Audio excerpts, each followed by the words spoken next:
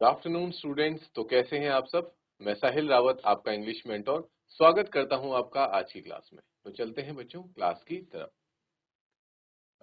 Last class में हमने discuss किया था चैप्टर एक्सपर्ट डिटेक्टिव्स। ठीक है, वो चैप्टर डिस्कस हो चुका है। आज करते हैं उसके इंपॉर्टेंट क्वेश्चन एंड आंसर्स। ठीक है बच्चों, एक बार फटाफट से देख लेते हैं, रिवाइज कर लेते हैं उस चैप्टर में हमने क्या डिस्कस किया था, क्या था उस चैप्टर का बेसिक या ब्रीफ रिव्यू लेते हैं, फिर सीधा क्वेश्चन आंसर्स करेंगे। ठीक है, उस चैप्टर में क्या होता है, एक निषाद और माया नाम की लड़की होती है, दो बच्चे हैं ये। ठीक है, इनके घर के सामने कौन रहता है, मिस्टर नाथ रहते हैं मिस्टर शंकर के घर पे, जिसपे कि इनको क्या है, बहुत ज्यादा डाउट है कि ये कोई क्रिमिनल हो सकता है। ठीक है, और जो माया है उसे तो कुछ ज्यादा ही डाउट है। निषाद को ये डाउट है कि ये इंसान इतना दुबला पतला क्यों है, अपने घर के अंदर ही क्यों रहता है, कभी बाहर क्यों नहीं निकलता, उसके दोस्त क्यों नहीं है। बल्कि वो बुरा फील करता है मिस्टर नाथ के लिए कि इन बेचारे अंकल के कोई दोस्त नहीं है। जबकि जो माया है उसे हर वक्त ये डाउट रहता है कि जो मिस्टर नाथ है वो एक चोर हैं, वो कुछ पैसे चुरा के भागे हैं और इसलिए यहाँ पे छुपने की कोशिश कर रहे हैं। ठीक है, तो ये पूरी स्टोरी इसी बारे में थी कि वो ये जानना चाहते हैं, पकड़ना चाहते हैं। ठीक है, डिटेक्टिव्स बनने की कोशिश कर रहे होते हैं। जैसे होता है ना बच्चों, सभी कोई आप मूवी देख लेते हैं डिटेक्टिव वाली या क्राइम वाली, तो आपके अंदर भी आता है कि हाँ मैं भी बनता डिटेक्टिव। तो वही चीज माया और निषाद के अंदर भी है, थोड़ा डिटेक्टिव बनने का वो क्रेज, कि वो चाह रहे हैं कि वो भी डिटेक्टिव्स की तरह कोई केस सॉल्व करें, चाहे फिर वो केस है भी नहीं, तब भी उस केस को फालतू में बना रहे हैं कि ये केस है। ठीक है, जैसे मिस्टर नाथ को उन्होंने कन्विक्ट बना लिया कि ये ही क्रिमिनल है और हमें सॉल्व करना है। फिर वो बहुत सारी उनके बारे में डिटेल्स निकालते हैं, वो सारी चीजें देखी थी हमने। ठीक है, और लास्ट में क्या होता है कि माया और निषाद की आपस में ही लड़ाई हो जाती है, क्योंकि माया ये मानने को माया ये कहती रहती कि मिस्टर नाथ ही क्रिमिनल है, जबकि जो निषाद है वो इस बात को मानने से बिल्कुल इनकार कर देता है कि मिस्टर नाथ क्रिमिनल नहीं हो सकते। ठीक है, लास्ट में उनकी अपनी लड़ाई हो जाती है और वो दोनों इधर उधर चले जाते हैं। और यहीं पे एक सस्पेंस के साथ हमारा ये चैप्टर खत्म कर दिया गया था, क्योंकि मैंने आपको बताया ये एक कंप्लीट चैप्टर नहीं है, ये सिर्फ एक पार्ट है जो कि नोवेल से लिया गया है। उस नोवेल के लिए उस पूरा स्टोरी की सस्पेंस को जानने के लिए आपको पूरा वो नोवेल पढ़नी पड़ेगी, तभी आप जान सकते हैं। ठीक है, तो वो नोवेल भी था और उसकी ऑथर का नेम भी वहां पे मेंशन था चैप्टर में। तो ये थी हमारी कुछ स्टोरी लाइन अपने चैप्टर की एक्सपर्ट डिटेक्टिव्स की। तो इसके बाद हम शुरू करेंगे इसके क्वेश्चन। ठीक है बच्चों,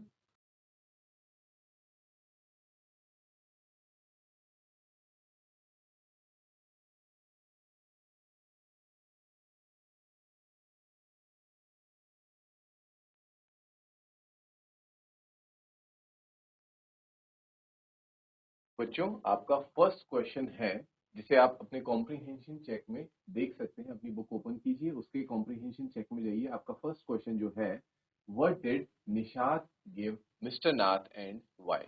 ठीक है,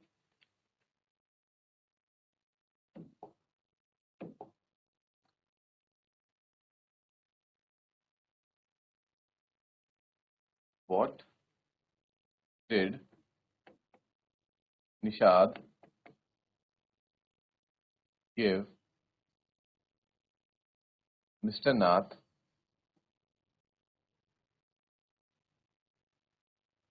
ये क्वेश्चन है, यहाँ पे खत्म होता है। फिर इसका नेक्स्ट पार्ट है व्हाई, और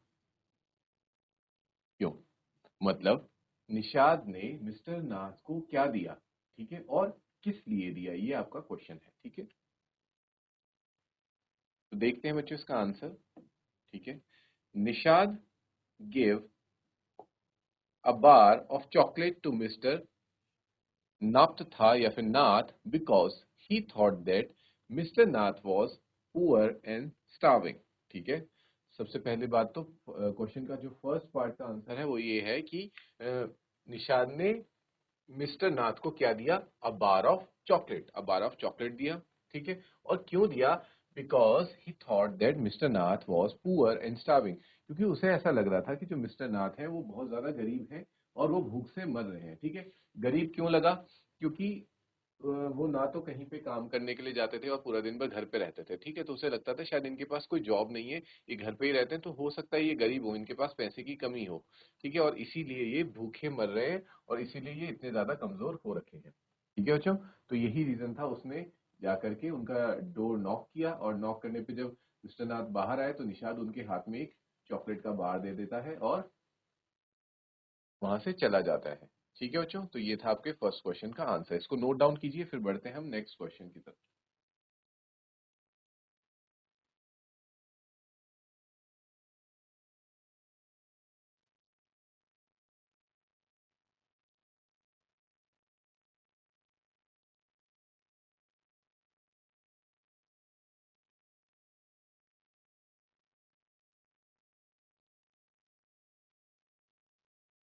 नेक्स्ट क्वेश्चन है, मैं क्वेश्चन लिख देता हूं एक बार, आप साथ ही साथ आंसर नोट करते रहिएगा। What is strange? वैसे ये क्वेश्चन आप अपने बुक से भी देख सकते हैं, but still I am writing. What is strange about mister Nath's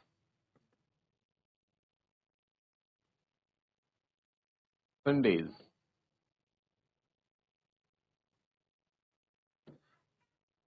ठीक है,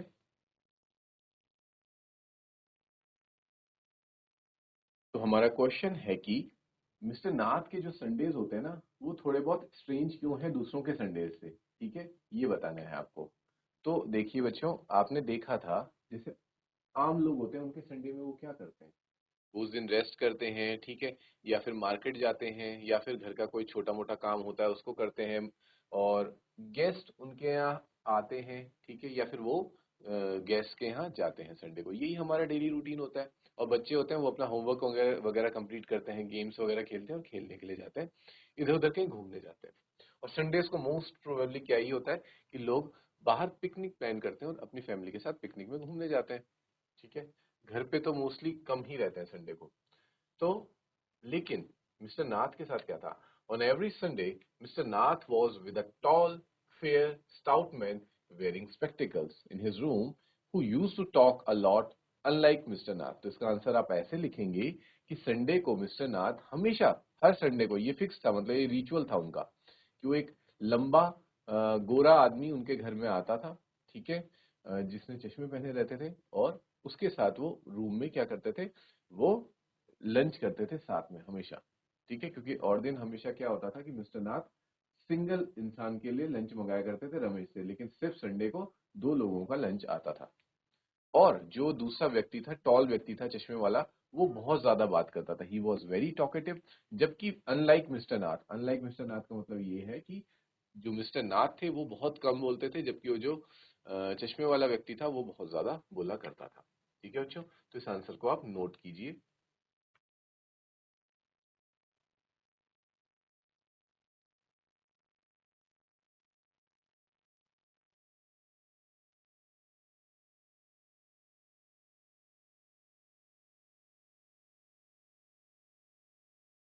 आई होप बच्चों आपने ये आंसर और ये क्वेश्चन भी नोट कर लिया होगा। तो आगे बढ़ते हैं नेक्स्ट क्वेश्चन की तरफ, जो कि होने वाला है हमारा थर्ड क्वेश्चन। क्वेश्चन को मैं यहां लिख रहा हूं, question number 3। Why did Nishad and Maya get a holiday?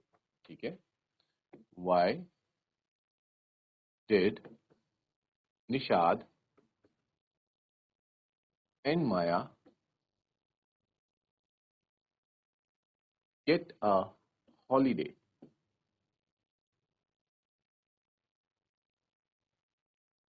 Nishad और माया को हॉलीडे किस लिए मिला? ठीक है, क्योंकि जबकि उनकी समर वेकेशंस ओवर हो चुकी थी, अगले दिन से उन्हें स्कूल जाना था, लेकिन क्या रीजन था कि उनका एक हॉलीडे एक दिन और एक्सटेंड हुआ? तो जानते हैं उसका आंसर। आप इस तरीके से आंसर लिखेंगे बच्चों, द मॉनसून ब्रोक, ये बुक्स की ही लाइन्स हैं, the monsoon broke and flooded the streets with a heavy downpour.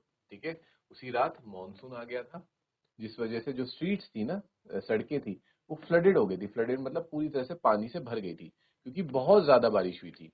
Therefore, no traffic could move through the flooded roads. पानी इतना ज्यादा भर गया था कि कोई भी ट्रैफिक, यानी कि कोई भी गाड़ियां उस उन मतलब बारिश वाली रोड में गुजर नहीं सकती थी, इतना ज्यादा पानी भरा हुआ था। So Nishad and Maya got an unexpected holiday. तो यहां से आप क्वेश्चन से लिख देंगे, so Nishad and Maya got an unexpected holiday. इसी वजह से निषाद और माया को एक अनएक्सपेक्टेड हॉलीडे मिला। अनएक्सपेक्टेड मतलब जिसकी उम्मीद नहीं होती वो चीज अगर हो जाए तो उसे हम कहते हैं अनएक्सपेक्टेड। और एक्सपेक्टेड का मतलब होता है जो हमने सोचा होता है कि हाँ ऐसा होगा और वो होता है तो उसे हम कहते हैं एक्सपेक्टेड। क्लियर है बच्चों? इस आंसर को आप नोट कीजिए, फिर बढ़ेंगे नेक्स्ट क्वेश्चन की तरफ।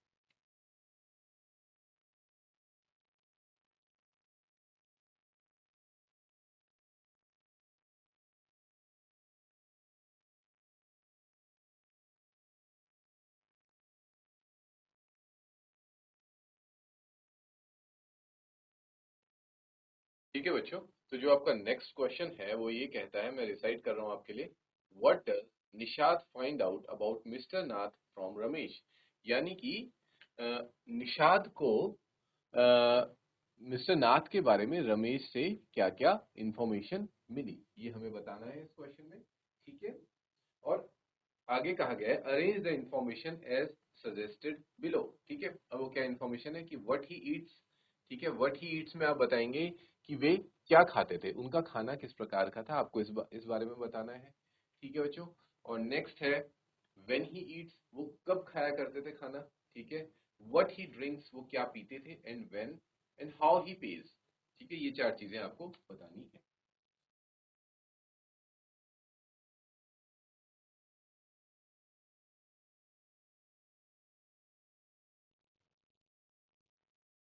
व्हाट ही ईट्स, वे क्या खाते थे। व्हेन ही ईट्स, कब खाते थे।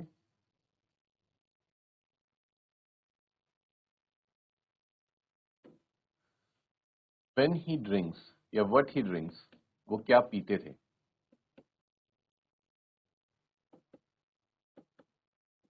और लास्ट हाउ ही पेज, मतलब वो इन सब के लिए पैसे कैसे देते थे।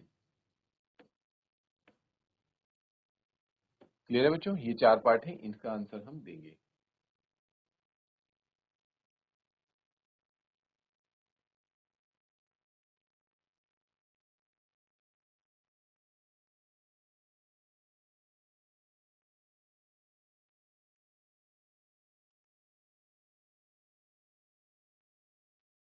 बच्चों इसका आंसर देखते हैं। Nishad finds out from Ramesh, यानी कि निषाद को रमेश से क्या पता चलता है कि that mister Nath took 2 meals in a day. मतलब ये हमें पहला आंसर मिल गया, व्हाट ही ईट्स, कि वो 2 मील, 2 टाइम खाना खाते हैं एक दिन में। एवरी मॉर्निंग, और कब खाते हैं, every morning and evening, morning में खाते हैं और इवनिंग में खाते हैं, सिर्फ 2 वक्त ही वो खाना खाते हैं। He was not particular about what he eats, ये हमने देखा था कि वो बहुत ज्यादा पर्टिकुलर नहीं थे इस बारे में कि वो क्या उनको क्या चाहिए खाने में। ठीक है, मतलब कह सकते हैं आप कि उनके बहुत ज्यादा वो नहीं थे, क्या कहते हैं उसे, टेंट्रम्स नहीं थे, या फिर कोई वो नहीं थी, मतलब पर्टिकुलर चॉइस नहीं थी कि हाँ मुझे तो बस यही खाना है। ठीक, तो उन्हें जो मिल जाता था वो खा लेते थे। About what he eats, it's always the same food, वो हमेशा सेम तरह का खाना ही होता था। ठीक है, क्या क्या चीजें होती थी उसमें, 2 चपातीज होती थी, सम दाल एंड अ वेजिटेबल, एक सब्जी, एक दाल और 2 चपाती हुआ करती थी। ठीक है, अब ये हो गई बात कि क्या खाते थे, कब खाते थे और कैसा उनका खाना था। और वो खाने को लेकर ज्यादा शौकीन नहीं थे। ठीक है, तभी तो इतने दुबले पत्ते थे, क्योंकि वो खाने पे ज्यादा ध्यान नहीं देते थे। एक तो दिन में सिर्फ 2 ही टाइम खाना खा रहे हैं। ठीक है, और उसमें भी ऐसा नहीं है कि कोई बहुत अच्छी डाइट ले रहे हो खाने में, सिर्फ 2 चपाती, थोड़ी दाल और सब्जी लेते थे। He drank 2 cups of T, अब ये वाला क्वेश्चन था नहीं कि वो पीते क्या थे, तो ये बताया गया है कि he drank 2 cups of T, वो दिन में 2 बार चाय पीते थे। वन इन द मॉर्निंग, एक मॉर्निंग में पीते थे, और एक चाय इवनिंग में मत लिख देना बच्चों, एक चाय वो आफ्टरनून में पीते थे। ठीक है, ये हो गए हमारे तीनों क्वेश्चन के आंसर। और लास्ट क्वेश्चन था हाउ ही पेज, वो पैसे कैसे देते थे। तो हमने देखा था चैप्टर में कि he pays cash and tips well, वो हमेशा पैसे कैश में दिया करते थे और यहाँ तक कि रमेश को ऊपर से टिप भी देते थे। तो ये था बच्चों आपका आंसर, इसको आप नोट कीजिए, फिर हम बढ़ेंगे आगे।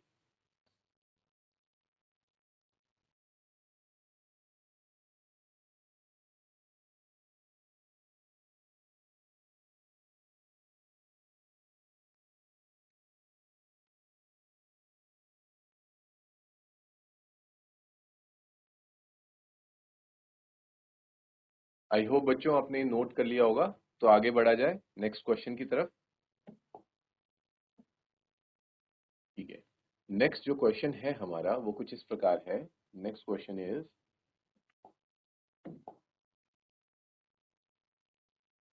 why does Maya think that Mr. Nath is a crook?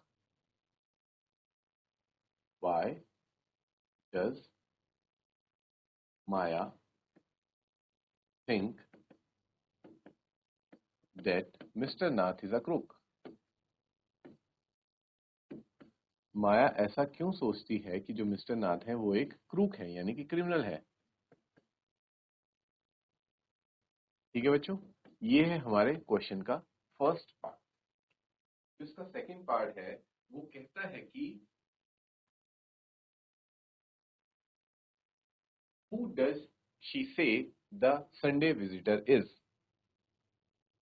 Who does she say the Sunday visitor is? यानी कि जो संडे को जो विजिटर आता है मिस्टर नाथ के घर उनसे मिलने, वो कौन है, इसके बारे में हमें जो माया है वो क्या बताती है. ठीक है, तो चलो इसका आंसर देखते हैं. Maya thought that mister Nath was a crook. ऐसा इसलिए सोचती थी, यहां से आपका आंसर स्टार्ट होता है, because of his strange appearance. एक तो वो देखने में बहुत अजीब थे. ठीक है, अपीयरेंस मतलब देखने में कैसे थे, तो बहुत ज्यादा स्ट्रेंज थे.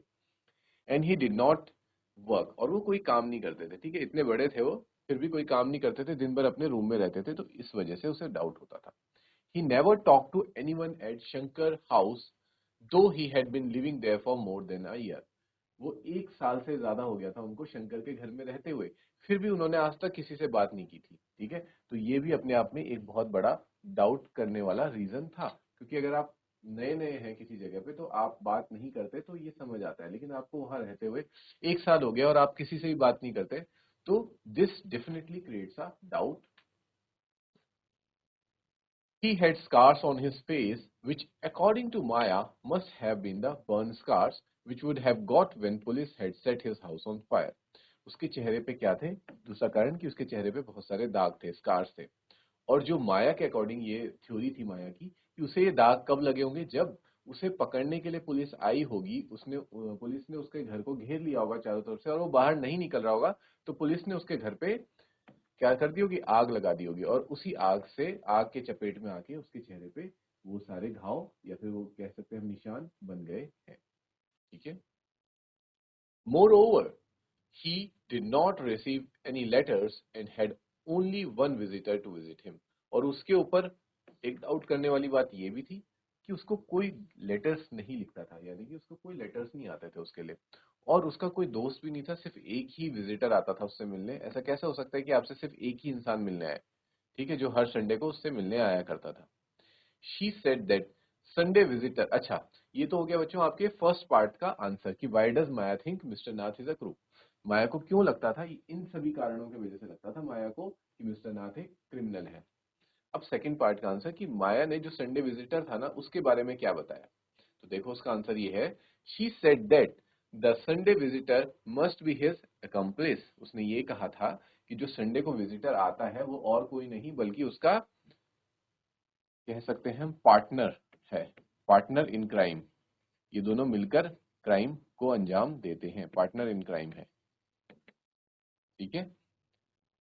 And he came every now and then to give part of it to his partner. और वो हंस हर संडे को क्यों आता है, वो जो भी उन्होंने लूटा होता है या फिर जो भी उन्होंने चुराया होता है उसका जो हिस्सा होता है ना मिस्टर नाथ का, तो हर संडे को उसका हिस्सा देने के लिए वो वहां पे विजिट करता है.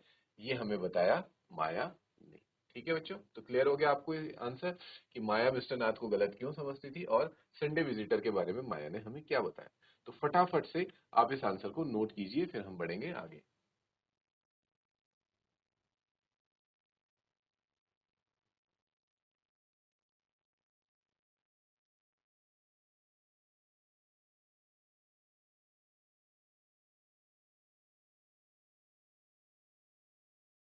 आई होप बच्चों आपने ये आंसर नोट कर लिया है.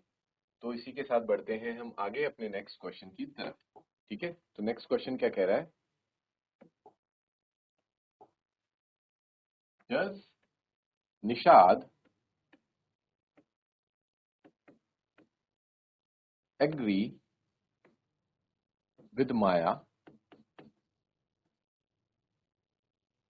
About mister Nath. ठीक है, क्या जो ये सब चीजें हैं माया मिस्टर नाथ के बारे में सोचती थी, तो क्या निषाद भी माया की बातों से एग्री करता था, सहमत था? ठीक है, and how does he feel about him, और वो क्या फील करता था मिस्टर नाथ के बारे में? हाउ डज ही, या फिर how does Nishad feel about mister Nath? Nishad feel about mister Nath.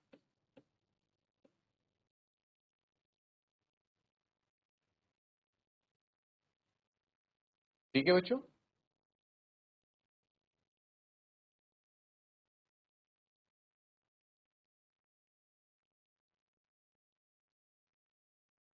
तो डिस्कस करते हैं इसका आंसर। देखो, नो, सबसे पहला क्वेश्चन था डज निषाद एग्री, क्या निषाद एग्री करता था, तो वही आंसर आपको देना है। ये नो लिखना बहुत इंपॉर्टेंट है, अगर आप ये नहीं लिखेंगे तो गलत हो जाएगा, आपको मार्क नहीं मिलेगा। तो आप लिखेंगे no, Nishad did not agree with Maya about mister Nath. ये आपकी फर्स्ट लाइन होनी चाहिए, ठीक है, कि निषाद माया से सहमत नहीं था मिस्टर नाथ के बारे में। ठीक है, ये हो गया आपका first point. He felt that, अब आप बताइए कि उसे क्या लगता था।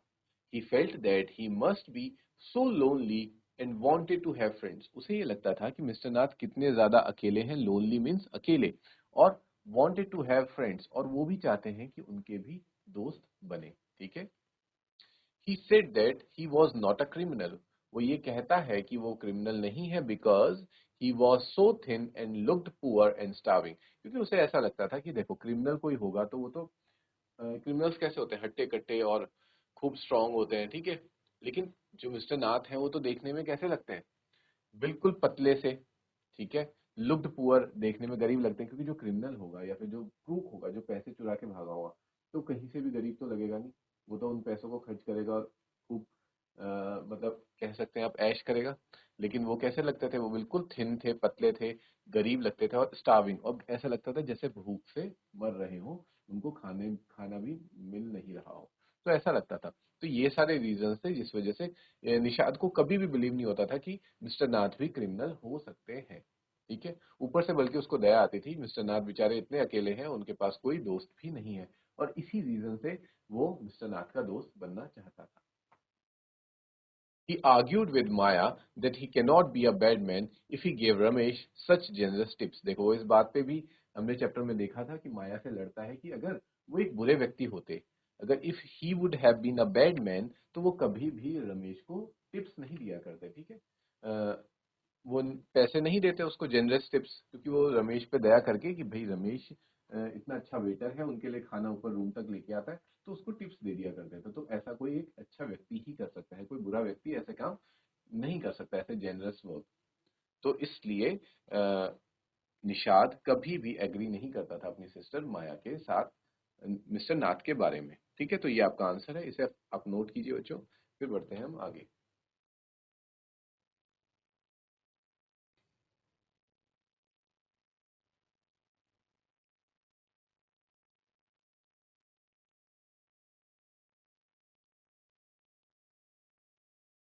जो आपका नेक्स्ट क्वेश्चन है ना बच्चों, ये लैंग्वेज ग्रामर वाला पार्ट का क्वेश्चन है।